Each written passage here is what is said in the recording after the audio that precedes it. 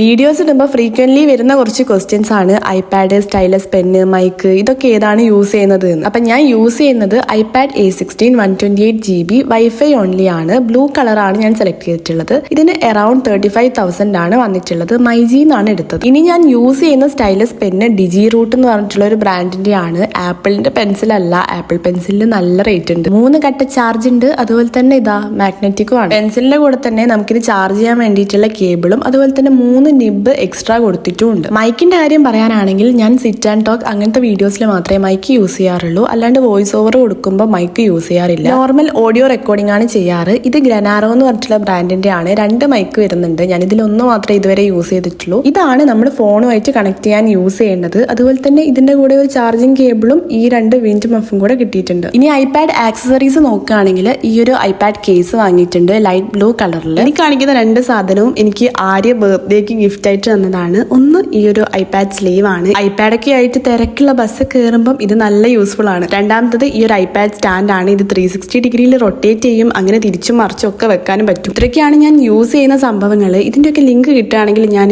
സൈഡിലായിട്ട് കൊടുക്കാം. Do check out.